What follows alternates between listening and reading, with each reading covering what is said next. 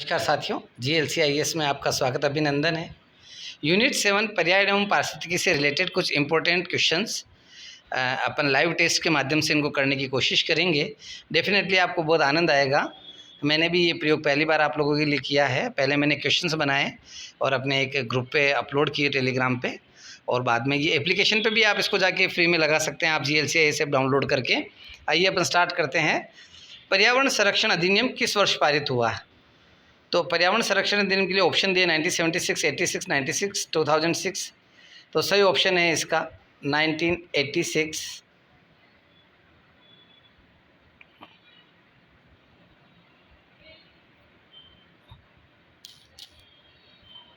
%76 लोगों ने इसका जवाब सही दिया है। निम्न में से कौन सा कारक पर्यावरण की विभिन्नताओं का कारण नहीं है? मतलब पर्यावरण की जो डिफरेंटनेस रहती है अलग अलग जगह, उसमें कारण है। जलवायु में परिवर्तन ये कारण होता है, मृदा प्रकार ये भी कारण होता है, उपलब्धियों में अंतर ये भी अंतर रहता है कि उपलब्धियां अलग अलग रही है तो ये सभी कारक प्रभावित करते हैं। ये बहुत बढ़िया चीज़ है, आप पढ़िए। धारणीय या सतत विकास, सब्सटेंशियल जो डेवलपमेंट है की अवधारणा, ये शब्द सबसे पहले 1987 में उपयोग किया गया। एक क्वेश्चन एग्जाम में ये भी आ सकता है। सतत विकास का अर्थ क्या होता है? इसके अंतर्गत भविष्य की आवश्यकताओं को ध्यान में रखकर वर्तमान की आवश्यकताओं को पूरा किया जाता है। मतलब संसाधनों का ऐसा उपयोग जो आने वाली पीढ़ियों के लिए भी बचा के रखे। सतत विकास के प्रति पूर्ण समर्थन किस सम्मेलन में प्राप्त हुआ था? तो ये ऑप्शन दिए गए हैं। अगर आप देखेंगे, थोड़ा सा अगर दिमाग पे जोर लगाएंगे तो डेफिनेटली आंसर सही आएगा। पृथ्वी सम्मेलन 1992। नेक्स्ट क्वेश्चन, वर्षा की मात्रा निर्भर करती है वायुमंडल में मौजूद आर्द्रता पर, धरातल पर मौजूद ताप पर, धरातल पर मौजूद वायुदाब पर, समुद्रों में मौजूद वायुदाब पर। तो जो ह्यूमिडिटी रहती है एटमॉस्फेयर में, वो सबसे इम्पोर्टेंट फैक्टर होता है वर्षा के लिए। इन सब में से गलत कथन का चुनाव कीजिए। ये प्रश्नों का एक लेवल है, आप देख सकते हैं। पौधों की वृद्धि में जल चक्र सहायक होता है, हाँ सही है। कार्बन तत्व का संतुलन कार्बन चक्र पर निर्भर करता है, निश्चित रूप से। उसी पे कार्बन चक्र, जैसे जल चक्र वैसे कार्बन चक्र भी है। पादप मूल रूम की कोशिका भित्ति सेल्यूलोज की बनी होती है। डेफिनेटली जो कोशिका भित्ति रहती है पादपों में, वो सेल्यूलोज की बनी होती है। और जैसे चारा जो है वो सेल्यूलोज का उदाहरण है। मूल रोम के मृदा से चिपके रहने का कारण रेनिन है।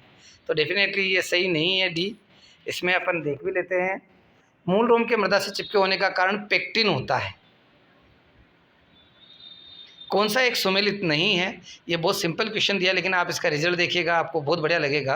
आर्गन 0.93% सही है। हीलियम 0.0005% बिल्कुल सही है। कार्बन डाइऑक्साइड 0.036 बिल्कुल सही है।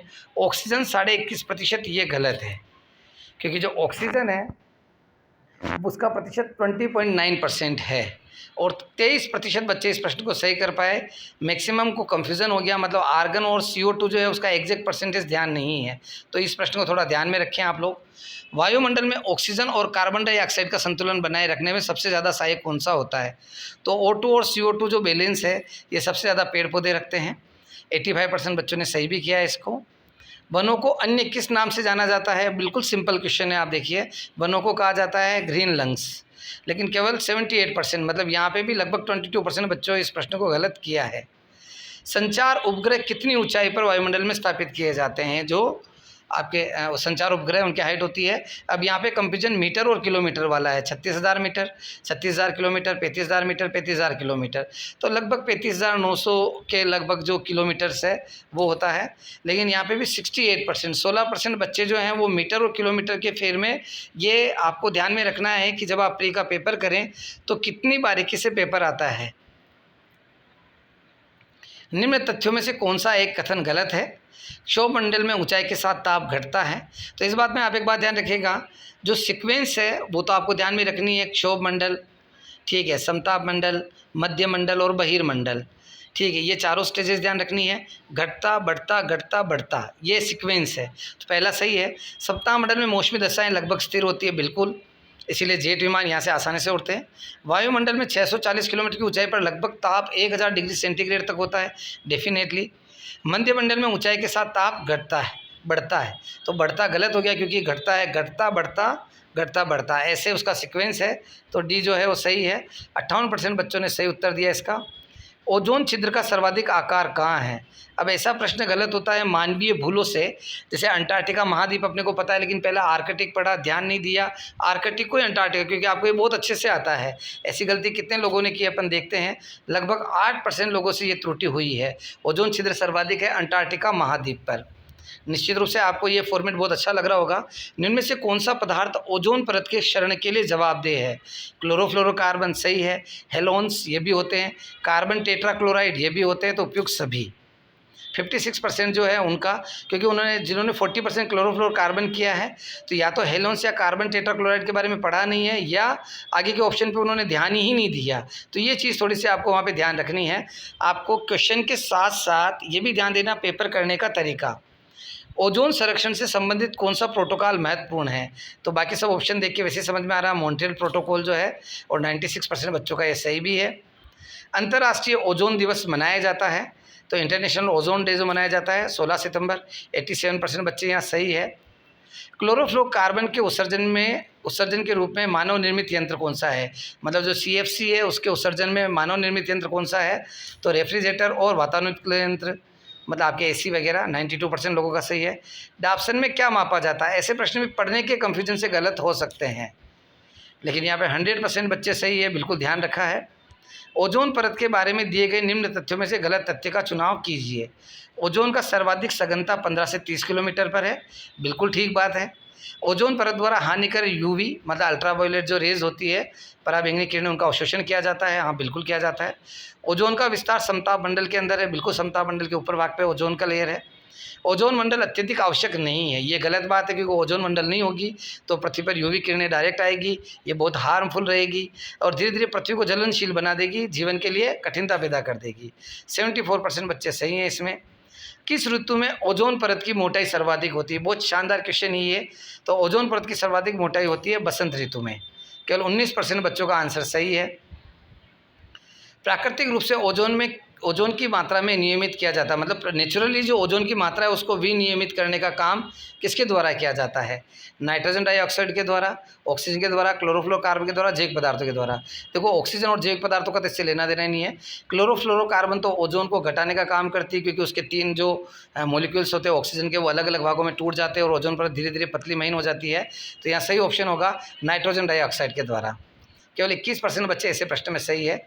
ओजोन में ऑक्सीजन के कितने परमाणु होते हैं? तो O3 लिखते हैं उसको। 70% लोग सही हैं इस उत्तर में। वायुमंडल में प्रति 1 किलोमीटर की ऊंचाई पर औसत ताप में कितनी वृद्धि होती है? तो एटमॉस्फेयर में जब अपन हाइट पे जाते हैं, डेप्थ में जाते हैं, जब पृथ्वी के भीतर अपन, तो प्रत्येक 32 मीटर पे 1 डिग्री सेंटीग्रेड, 32 मीटर पे 1 डिग्री सेंटीग्रेड इंक्रीज होता है। जब अपन आसमान से ऊपर की ओर जाते हैं तो जो टेम्परेचर है, ठीक है, उसका जो कैलकुलेशन आता है वो कितना आता है? 165 मीटर पे 1 डिग्री, उसके अकॉर्डिंग लगभग 6.5 डिग्री सेल्सियस। वायुमंडल में कार्बन डाइऑक्साइड का विस्तार लगभग किस हाइट तक है? 10 किलोमीटर, 20 किलोमीटर, 40 किलोमीटर, 100 किलोमीटर। तो कार्बन डाइऑक्साइड एक भारी गैस है जो लगभग मुख्य रूप से 20 किलोमीटर की ऊंचाई तक मिलती है। क्षोभ मंडल या ट्रोपोस्फियर का नामकरण किसने किया था? तो ये इसीलिए दिया कि याद रह जाए बच्चों को, TD बोल्ट महोदय ने क्षोभ मंडल का नामकरण किया था। नमस्कार, आप लोग चाहें तो इस ग्रुप में जुड़ सकते हैं। साथ ही आप लोग हमारा जो एप्लीकेशन है GLC IAS, वो आप ज़रूर डाउनलोड करें। यहाँ पे आपको बेस्ट टेस्ट सीरीज़ है, डेफिनेटली आपको लगानी चाहिए, बहुत अच्छी टेस्ट सीरीज़ है। MPPSC English medium, Hindi medium के यूनिट वाइज टेस्ट हैं आपके पास। FLT और TLT मतलब जो आपका यूनिट वाइज टेस्ट है, उसके लिए हमने स्पेशली अलग से एक कोर्स वहाँ पे डिज़ाइन किया है। और टेस्ट सीरीज़ इसमें लगभग 10,000 क्वेश्चनों का हमारा एक हमने टारगेट लिया है। आप ज़रूर लगाएं, वो टेस्ट सीरीज़ ज़रूर लें, ज़्यादा मोर एक्सपेंसिव नहीं है। एक छोटा सा इन्वेस्टमेंट आपके सिलेक्शन में शायद बहुत बड़ा योगदान निभाएं। गुरुजी की टेस्ट सीरीज़ है, आप ट्रस्ट करके ले। बहुत बहुत धन्यवाद। ऑफलाइन क्लासेस में भी आप लोग आगे कॉन्टैक्ट कर सकते हैं।